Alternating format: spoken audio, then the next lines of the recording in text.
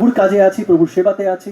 অনেকে যারা প্রভুকে জানে না তারা তো বলতেনই, কিন্তু অনেক সময় প্রভুতে থাকার সময় অনেকে এরকম স্ত্রীকে বলতো, নিশ্চয়ই তোমরা কিছু একটা করছো, তোমরা নিশ্চয়ই তোমাদের জীবন ঠিক নেই, নিশ্চয়ই এটা হচ্ছে না, নিশ্চয়ই তোমরা ওটা করছো না, এবং বিভিন্ন ভাবে একটা দোষারোপের জায়গা বিভিন্ন জন করতেন।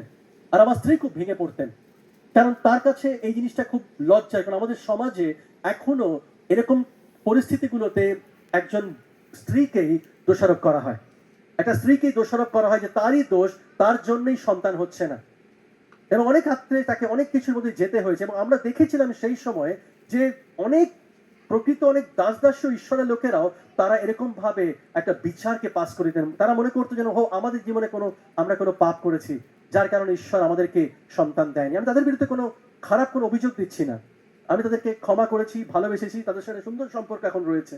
কিন্তু ওই সময়টা আমি দেখেছিলাম এই ইয়োবের সময়ে, যখন বন্ধুরাও তাকে ভুল বুঝেছিল, তার কাছের বন্ধুরা তাকে ভৎসনা করে তাকে বলতো, তুমি নিশ্চয়ই কিছুটা করেছিস, নিশ্চয়ই পাপ করেছিস, এই জন্য তোর জীবনে দুঃখ ভোগটা রয়েছে। আর সেই ক্রুশটাও ইয়োব সেটাকে বহন করেছিলেন তার জীবনে। ইয়োব সম্পূর্ণভাবে একা হয়ে গেছিলেন। যদি আমরা ইয়োব পুস্তকে 2 অধ্যায় 9 আর 10 দেখি, আমরা দেখতে পাই তিনি সেই একাকিত্বের সেই ক্রুশটাকে তিনি বহন করেছিলেন। কেউ তার পাশে নেই, সবাই ছেড়ে তাকে চলে গেছে।